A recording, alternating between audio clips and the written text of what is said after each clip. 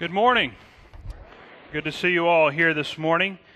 I want to tell you a little story and take you to a Christmas pageant this morning a little bit, and tell you about a guy named Wally. Wally was 9 years of age in a 7-year-old class. And so he had been kept back a couple years because he was just slow of thought. He was the kid that didn't get picked first. In fact, he got picked last if he got picked at all for the team or for the sport or for the game. And so Wally was a little slow, but he was also a guy who had a big heart. Because he was 9 in a 7-year-old class, he would see that when other kids got picked on, he was the first one to step in because of his size and to root for the underdog and stick up for the young kids that were being bullied. And so he had a big heart that way. And it came time of year for the Christmas pageant. You all remember the Christmas pageants as a kid? And Wally really wanted to be a shepherd. I mean, he wanted to wear the bathrobe and get the thing on your head, and carry the stick. But Mrs. Turner, his teacher, thought, I think he'd make a good innkeeper. Because there's very few lines that he has to memorize, and he's also big. So he'll make for a good innkeeper. And so Wally got assigned to be the innkeeper in the Christmas pageant.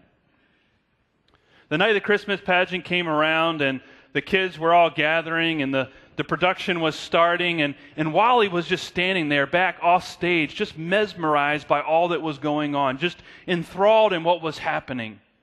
So enthralled in what was happening in the pageant that he forgot his cue to go onto stage to get into the inn, and so Mrs. Turner had to nudge him to get onto stage.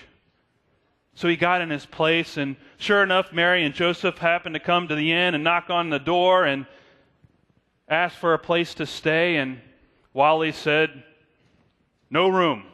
We've got no room." That was his big line. And they said, "Well, we've been journeying a long time, and we've come, 80-some miles, and it's been a long journey, and we just need a place to stay for the night. Do you have any room in your place to stay?" And he said, "No room." And then Joseph began to explain how Mary's with child, and that Mary had been journeying a long time, and she was about to give birth any moment. And is there any way that you could find room for us to stay? And Wally hesitated. And he didn't know, it was like he didn't know what to say, and he paused, and it was like he was caught back up in the moment again, and everybody's waiting with bated breath and saying, "Oh, what's going to happen? What's going to happen?" And Mrs. Turner's off stage going, "No, be gone. No, be gone." And so finally he comes, comes to his senses, and he says, "No, be gone." And so Joseph begins to walk away with Mary, puts his arm around Mary and begins to walk away. But Wally stands there watching. And there's that dramatic pause. And then after that dramatic pause, all of a sudden, Wally shouts out, "No, wait, come back." And he runs over to Mary and Joseph and says, "You can have my room."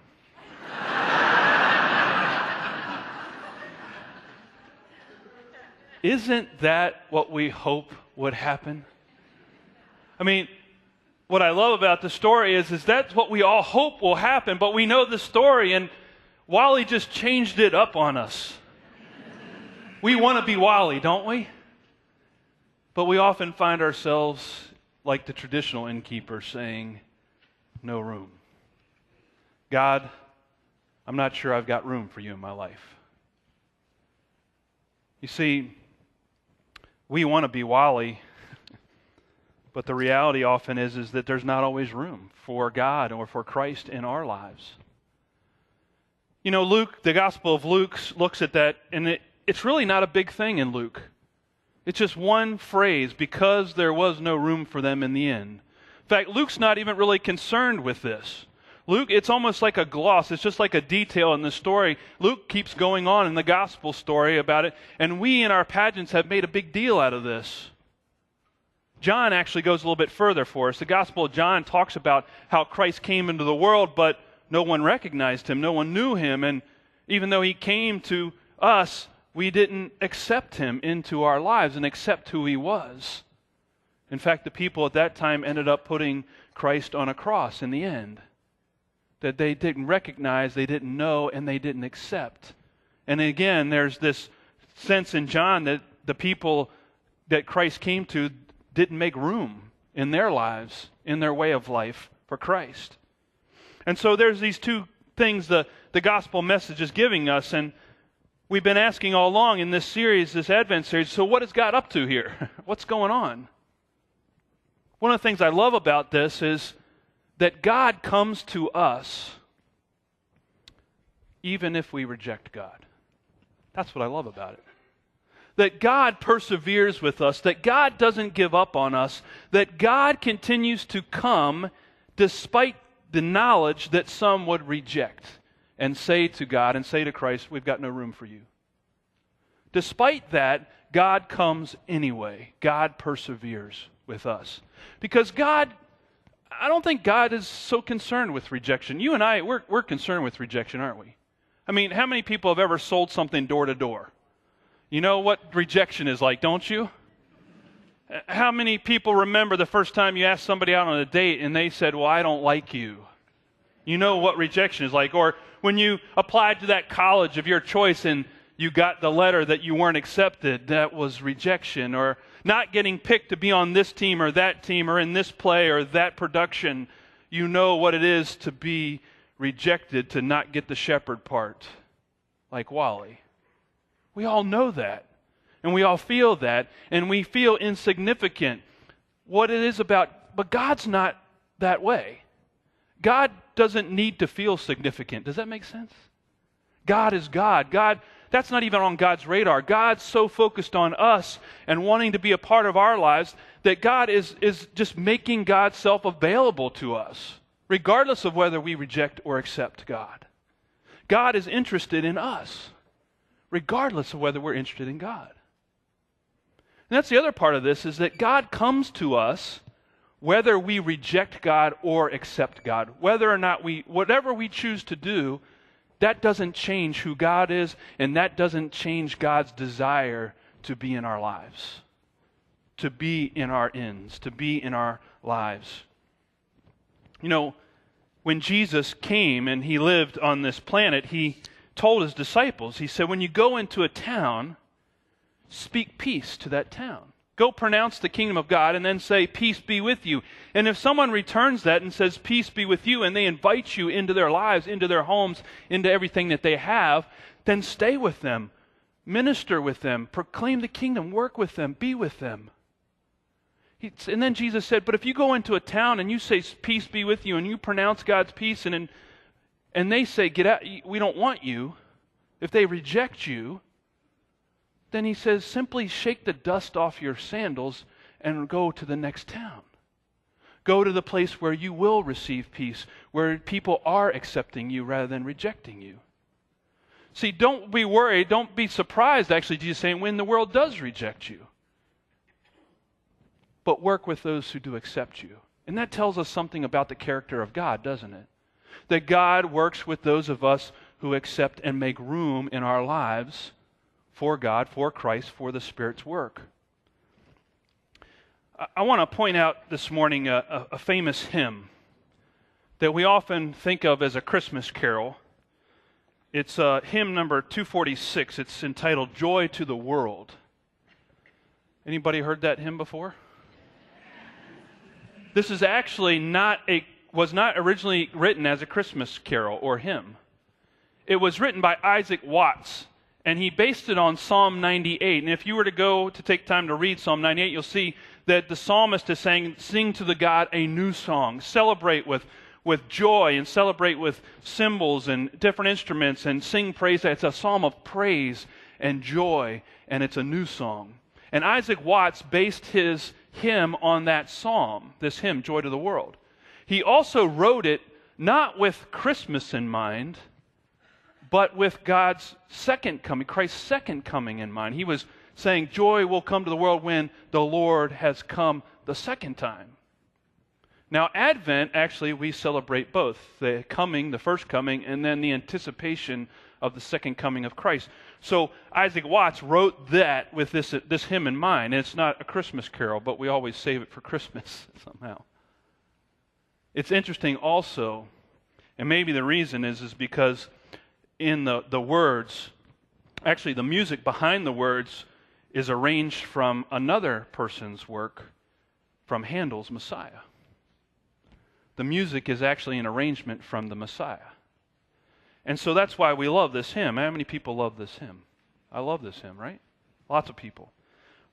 I think the tech team's got the first few verses up. I'd like us just to read out loud just this first few verses. Let's read it together. Joy to the world, the Lord is come. Let earth receive her King. Let every heart prepare him room. There did nature sing, and heaven and nature sing, and heaven and nature sing. Good, very good. Bad instructions on my part. But that's that point. Let earth receive her King. Let every heart prepare him room. Notice that Watts didn't write, let every schedule prepare him room. Or let every Christmas celebration prepare him room, or let every person prepare him room, or every life to prepare. I think he chose that word very carefully. I think he said, let every heart prepare him room, because it's at the heart, isn't it? It's what's in our heart. It's what's going on within our heart that dictates our schedules, that dictates how we behave, that dictates how we live our lives, is it not? And so Isaac Watts knew that if Christ is not made room in our hearts, then there's not much hope of us ever changing. So why don't we let Christ in to our hearts? Why don't we make room? Well, I think there's a couple reasons. The Gospel of John actually alludes to them. One is we don't want to be exposed. When John put it, John referred to Christ as the true light. And whenever light comes into a dark place, or a place where things are hidden, because we tend to hide things in our heart, those places that are hidden, if that light comes in, then those things are exposed. And there are some things in our hearts that we just don't want to deal with. I mean, if we're really honest, we don't want to talk about them. We don't want to deal with them. We don't want to address them. And we're afraid that if we allow God to come in and really shine a light there, we'll have to deal with it. We like to live in denial sometimes. Do you remember playing hide and go seek as a kid? You remember hide and go seek out in the neighborhoods, summer nights? It's dark out. You wait till the street lights go out or whatever. Mom's not calling you in yet, and you're out playing, till 10 o'clock at night. It's dark out, and there's always the one kid that goes home and gets a flashlight. You remember that kid? And you didn't like the kid. Why? Because you had this really great hiding place in the dark, a way that nobody could find you, and the kid with the flashlight was going to find you, because that's just not fair, right? We don't like the kid with the flashlight who exposes us. And so sometimes it's a little scary to allow the true light, God's light, to come into our hearts. Not just our lives, but our hearts, because it can be scary. I think the other thing is that our lives are too full. There's no room anymore for God. It's not that we don't like God. It's not that we don't want God. It's not that we don't want Christ in our lives. It's just there's no room. Just like the inn. How many people have garages that are full of stuff but not a car? That you can't park a car in there, right? Right? All right, now I'm not trying to get anybody a honey-do list this morning. Or we got enough to worry about this week. Don't worry about cleaning out the garage right now. I know that's where some of you are going, oh man, I got to clean out the garage. Stay with me here. Our garages are so cluttered with stuff that there's no room to do what it was designed to do, and that was to put a car there. Our hearts were designed to have God in them, to have Christ in them. But they're so cluttered up with all this other stuff that we're pursuing from our hearts that there's no room anymore. And so God is left out of our lives, out of our hearts. It's full of everything but God. So to kind of illustrate that a little bit further, I'd like you to take a look at something with me this morning, and just stay with me, all right? Just stay with me on this one. It's going somewhere.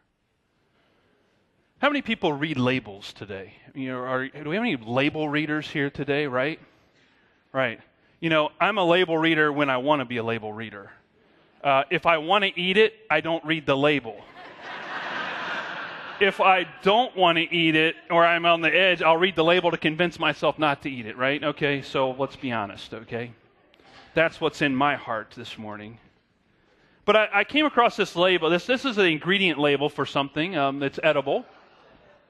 And it starts off innocently enough. Enriched bleached wheat flour. Of course, that's not good for you anymore, right? Then you got vitamins, you got folic acid, you got sugar, corn syrup, water, high fructose corn syrup, partially hydrogenated vegetable shortening. It contains soybean, canola, palm. Could be one combination, whatever. Dextrose, whole eggs. Contains 2% or less of modified cornstarch, cellulose gum. See, this is where it starts to get complicated to read, isn't it?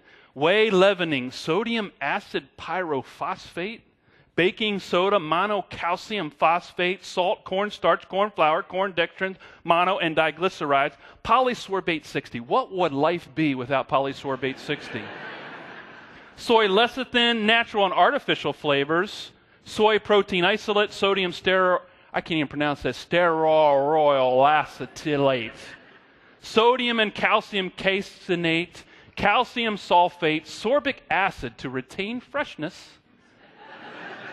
They got to throw that in there, just a little marketing thing they're going. So color added, yellow 5, red 40. Does that mean it took them 40 times to figure out what color red we could actually eat, or is that something else? I don't know. Just to play it safe and not to get a lawsuit, may contain peanuts or traces of peanuts, okay? How many people would eat this? I'm setting you up this morning, don't you? How many people are hungry to eat this right now? How many people are... Some of you are honest enough to say, yeah, I'm going to eat that.